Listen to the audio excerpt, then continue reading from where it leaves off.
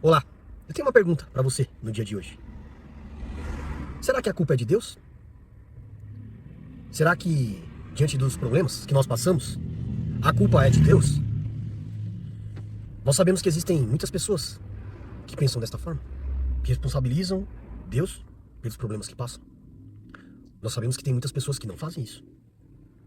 Mas saiba que, independente se você faz isso ou não, o ponto que eu quero levar aqui nesta reflexão é o que fazemos diante dos problemas. A primeira coisa a se fazer diante de um problema é tentar entender que o problema não está no problema. Está em outras várias coisas que foram acontecendo que a gente não dá atenção. Um problema grande que pode estar impedindo ou prejudicando a sua vida no dia de hoje. Ele não começou grande. Ele começou por pequenos outros problemas, pequenas outras situações que você não percebeu, até que um problema maior surgiu. Então, o problema não é o problema. O problema, ele foi gerado por diversas outras situações. E aqui, no livro de Juízes, nos capítulos 19, 20 e 21, uma história que é bastante chocante, que eu quero trazer como reflexão nesta manhã, a palavra de Deus, que movimentou multidões, mas começou pequeno. Fique conosco, acompanhe aí essa história e deixe Deus te surpreender. Quero começar aqui então, Juízes 19, a partir do versículo 1. Naqueles dias em que não havia rei em Israel, houve um homem levita que, peregrinando nos lados da região montanhosa de Efraim, tomou para si uma concubina de Belém de Judá. Porém, ela se irritou com ele e, deixando-o, voltou para a casa do seu pai, em Belém de Judá, onde ficou 4 meses. Seu marido, levando consigo o seu servo e 2 jumentos, foi atrás dela, para tentar convencê-la a voltar. Ela o fez entrar na casa do seu pai, e este, quando viu o levita, saiu alegre a recebê-lo. O sogro, o pai da moça, convenceu o levita a ficar durante 3 dias com ele, e comeram e beberam o casal, e logo se alojou ali. Só até aqui, amados. Notem aqui, então, além dos problemas, de entender que um problema final foi gerado por várias outras situações, temos que ter atenção nos detalhes também. Então aqui a palavra já começa dizendo que naqueles tempos não havia rei em Israel. Após a morte de Josué, os juízes foram liderando ali, tratando de situações com o povo de Deus, livrando de ciladas, e entrava um juiz e fazia uma grande obra, e as pessoas ali ficavam por anos sendo abençoadas pela obra da pessoa escolhida por Deus para ser um juiz. Mas nessa época aqui, já estamos praticamente no final do livro de Juízes, da época, né, dos juízes, para passar para a época dos reis. E aqui nós vemos um levita. Um levita num lugar isolado, morando perto das montanhas. Um levita é uma pessoa descendente da tribo de Levi, separada para a obra de Deus. Separada para fazer as coisas do reino de Deus. E estava isolado com uma concubina. Aqui outro detalhe também, né? Uma concubina que poderia ter sido sua esposa. Uma concubina era algo diferente de uma esposa. Não tinha todos os atributos de uma esposa. Mas nós vamos entender mais sobre isso. Então aqui, eles tiveram um desentendimento. A concubina foi embora. Notem que nessa história não tem o nome do levita, nem da concubina. Mas olha o que isso causou ao longo da história. E que isso vai causar aqui nesse momento da história que eu estou trazendo. Então, a concubina foi embora para Belém, sua terra natal, ficar com seu pai. E o levita foi atrás. E ele permaneceu lá por 3 dias. Preste atenção nisso.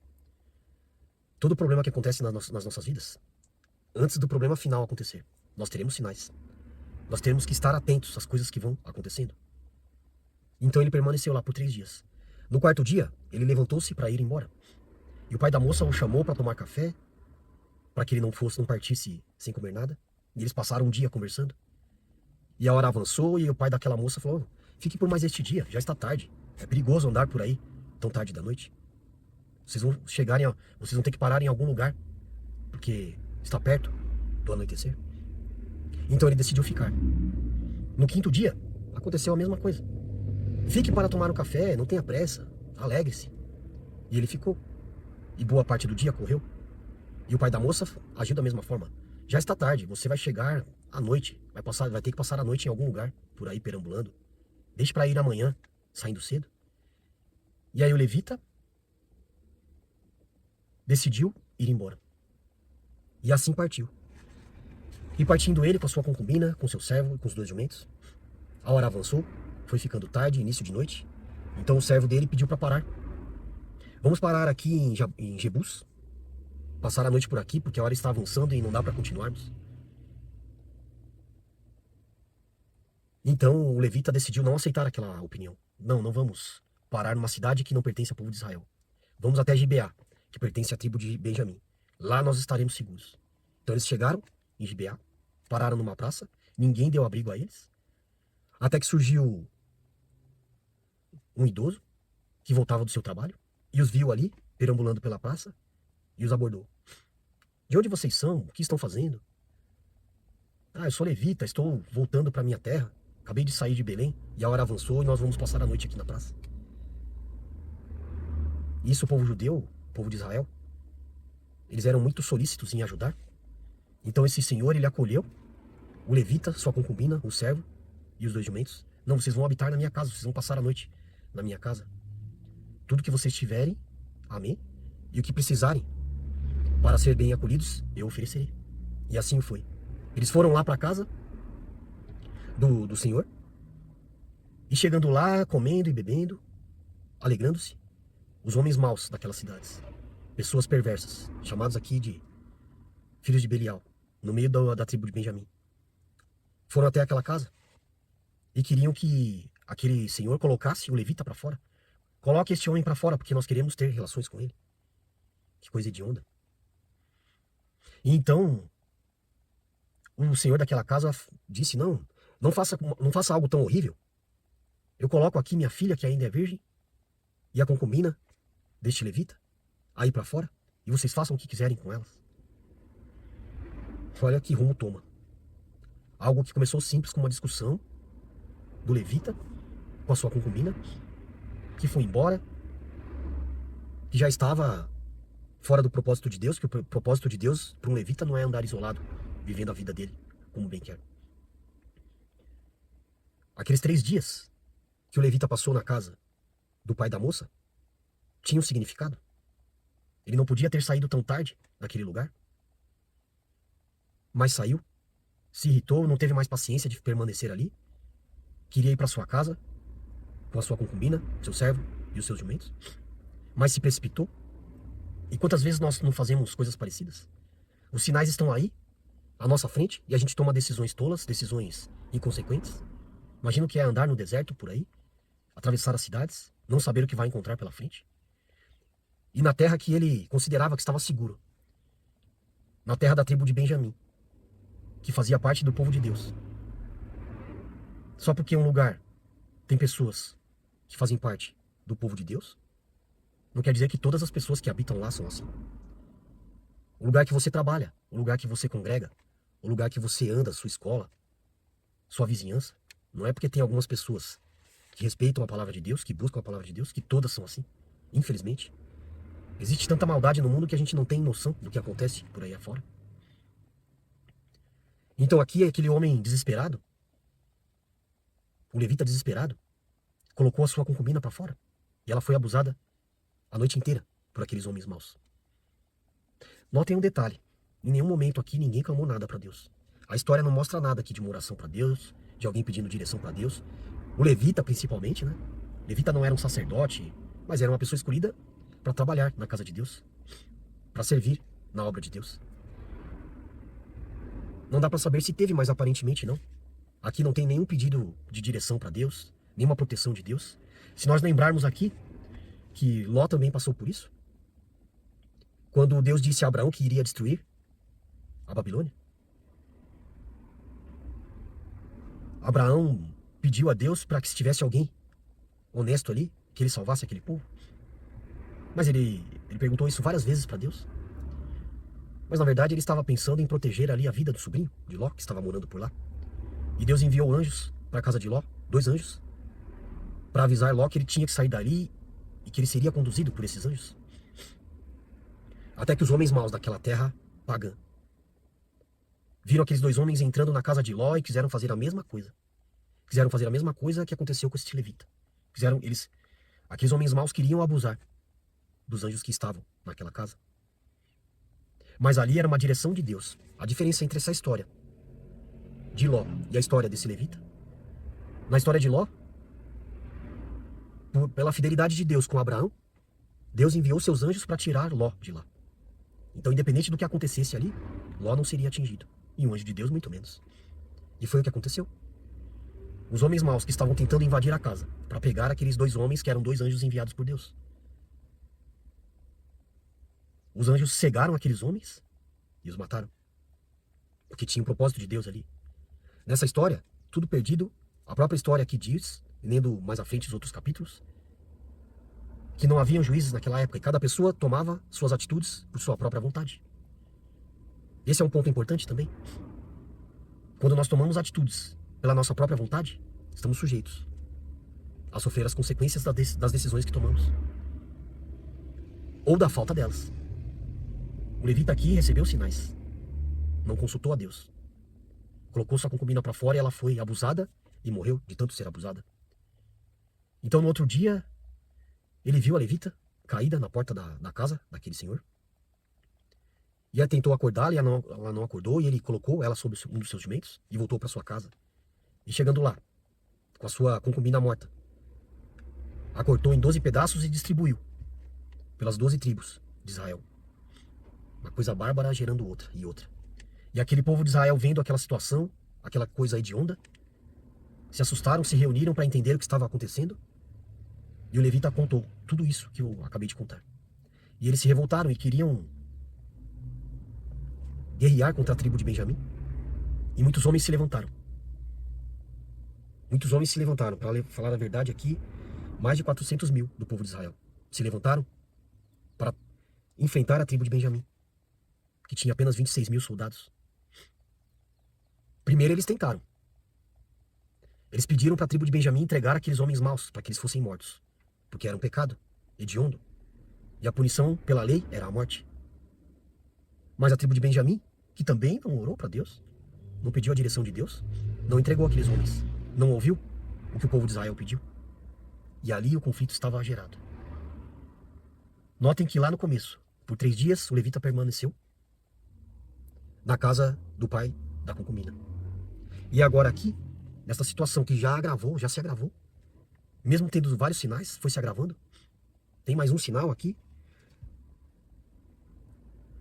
O povo de Israel começou a batalhar contra a tribo de Benjamim. E aí eles iam pedindo direção para Deus. Devemos ir batalhar contra Benjamim? E Deus disse sim. Na primeira empreitada, na primeira batalha, disse que a tribo de Judá teria que ir. E ali na primeira batalha, 22 mil soldados valentes da tribo de Judá foram mortos. Pela tribo de Benjamim, que era a minoria. Então eles, entristecidos, recuaram e oraram para Deus novamente. Nós temos que ir, nós vamos de novo. E Deus disse, vá de novo. E eles foram, e na segunda empreitada, na segunda batalha, 18 mil soldados fortes foram mortos. Então eles voltaram, oraram, jejuaram, ofereceram holocaustos para Deus, o povo de Israel, e perguntaram para Deus, nós devemos voltar, Deus? E Deus disse, sim, vocês devem voltar, e desta vez eu lhes darei a vitória. A tribo de Israel teve que ir por 3 vezes. O que mostra que todo problema que acontece nas nossas vidas tem sinais. Na primeira vez é pra gente perceber. Na segunda vez, a gente tenta resolver e às vezes resolve com dificuldade e às vezes não. Na terceira vez, a gente já vai com um pouco mais de sabedoria enfrentar os problemas. E às vezes resolve e às vezes não. Mas se nós colocarmos Deus na frente, pedirmos sabedoria e discernimento, tentarmos entender o que está atrás do problema final. O problema final é um evento que teve várias outras consequências. Quem trabalha com avaliação de causa raiz para problemas sabe do que estou falando. A causa raiz de um problema nunca é algo simples de se encontrar. Vários outros eventos aconteceram até o problema final. E aqui é um exemplo muito grande disso. Na terceira batalha, o povo de Israel venceu. E 25 mil pessoas da tribo de Benjamim, 25 mil soldados valentes, foram mortos. Eles tinham inclusive 700 pessoas que atiravam com a tunda, que eram capazes de acertar um fio de cabelo a uma grande distância. Soldados preparados, valentes, se matando dentro da própria nação de Israel. A tribo de Benjamim foi praticamente extinta. Apenas 600 pessoas fugiram, 600 homens fugiram e se refugiaram. 600 homens fugiram e se refugiaram. Foi o que sobrou da tribo de Benjamim. Toda a população depois, pela invasão do povo de Israel, foi aniquilada. 600 homens sobraram. Numa época que não havia juízes, que não haviam pessoas que representavam a Deus, o povo se perdeu. Porque Deus abandonou? Ou porque eles pararam de buscar e consultar a Deus? Olha a cilada. E depois, será mesmo que a culpa é de Deus? Será que a culpa é de Deus? Deve ser, né? Porque Deus criou o homem. Deus criou o inimigo. Mas Deus não criou as situações. Deus criou o homem. Deus criou a terra, criou os céus. Por amor ao homem, Deus enviou pessoas para tratar com o homem. Abraão, Jacó, Isaac, Moisés, Josué, os juízes na época que o povo começou a se perder, depois os reis, e depois que nada disso funcionou porque dependia da ação do homem, enviou Jesus. E ainda assim, enviando Jesus, nós nos dias de hoje continuamos falhos, continuamos deixando as coisas acontecendo sem consultar a Deus. Quantas pessoas têm se afastado dos caminhos de Deus porque outras pessoas querem empurrar um evangelho que está na cabeça delas, na vida das pessoas. Querem limitar as pessoas quando a palavra de Deus não é limitante, ela é libertadora. A palavra de Deus, seguir os 10 mandamentos, seguir os dois mandamentos que Jesus deixou, não é para te prender, é para te libertar. Amar a Deus sobre todas as coisas, porque foi Ele que nos criou, e amar ao próximo como a ti mesmo. Olha que história hedionda. Pessoas com desejos malditos na mente, querendo fazer coisas hediondas, causando tumulto, prejudicando a vida de outras pessoas. Uma tribo inteira, praticamente dizimada, por conta de um problema lá atrás. Um levita que não estava fazendo o que devia fazer, que era servir na casa do Senhor, tomando decisões precipitadas, vivendo com uma concubina, que deveria ter sido sua esposa de fato. Se sentindo ameaçado, ele largou aquela concubina para ser jogada à própria sorte. E ela foi abusada e morreu. E não vemos nenhuma comoção aqui. Que coisa terrível. Que coisa terrível. Como o ser humano se permite andar por caminhos tão tortuosos, fora da vontade de Deus. E se você está assistindo até aqui, não tem tanta convicção de quem Deus é na sua vida, se você assistiu até aqui, saiba que Ele é o melhor que você pode ter na sua vida. Desde que você reconheça isso, desde que você reconheça Jesus como seu Senhor e Salvador, busque na palavra de Deus a direção para os seus passos. Não é aqui história de crente fanático, não é aqui história de cristão fanático, mas como nós conseguimos nos justificar sem Deus. Nossa existência não se justifica sem Deus. E a nossa permanência nesta terra, andando por caminhos bons, também não se justifica sem Deus. Olha o que aconteceu aqui com essa tribo. Volto a reforçar. Diante dos problemas que nós passamos, nós temos que estar muito atentos. Antes de um problema grande, final, acontecer, vários sinais são dados. Vários pequenos problemas acontecem. A primeira vez é para que a gente perceba. Na segunda vez é para que a gente, percebendo, tente resolver de alguma forma, com dificuldade. E na terceira vez, se tivermos cuidado, buscando na palavra de Deus, buscando conhecimento de pessoas que já passaram por aquelas situações, é pra gente resolver o problema. E não deixar virar a quarta, virar a quinta vez, nem tomar decisões precipitadas. O problema não está no problema.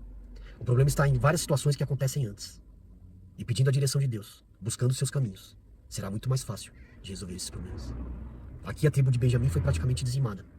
E ainda a tribo de Israel, as outras tribos de Israel, unidas, decidiram tratar de como restaurar a tribo de Benjamim para que ela não entrasse em extinção. Tomaram decisões precipitadas. Prometeram para Deus que ninguém se casaria, que nenhuma mulher se casaria com as pessoas da tribo de Benjamim por conta de todos esses fatos que aconteceram. Então decidiram sequestrar mulheres, praticamente. Se você ler aqui lá no capítulo 21, é praticamente um sequestro de mulheres de outras tribos, assumindo que Como ninguém poderia ceder mulheres para casar com as mulheres da tribo de Benjamim, os homens da tribo de Benjamim que sobraram, aqueles 600, eles decidiram sequestrar mulheres para que a promessa não fosse quebrada. A promessa não foi quebrada, porque eles não permitiram que as mulheres das outras tribos se casassem com os homens que sobraram da tribo de Benjamim. Mas eles sequestraram e o sequestro tirou o peso da promessa que eles tinham feito. Nem quero comentar sobre isso. Mas a tribo de Benjamim não foi extinta por causa disso. E sabe o que eles perguntaram aqui no meio da história? E leia lá com calma. Ó Senhor, por que tu permitisses que isso acontecesse com a tribo de Benjamim? A culpa foi de Deus? A culpa foi de Deus que a tribo de Benjamim praticamente foi extinta? Eu não vou responder, reflita você. Todo problema tem uma intenção: de te derrubar, para você ficar lá, ou de te movimentar, para você resolver esse problema e crescer. A escolha será sua. A escolha será sempre sua. Diante de um problema você pode cair e deitar, ou se levantar, resolver e seguir. Toda vez que a gente resolve um problema, principalmente os grandes, a gente se desenvolve, cresce e não volta mais para aquele problema. Fique com esta palavra no seu espírito. Que Deus abençoe seu dia, sua casa e toda a sua família. Em nome de Jesus, amém. Até mais, amados. Deus abençoe a todos.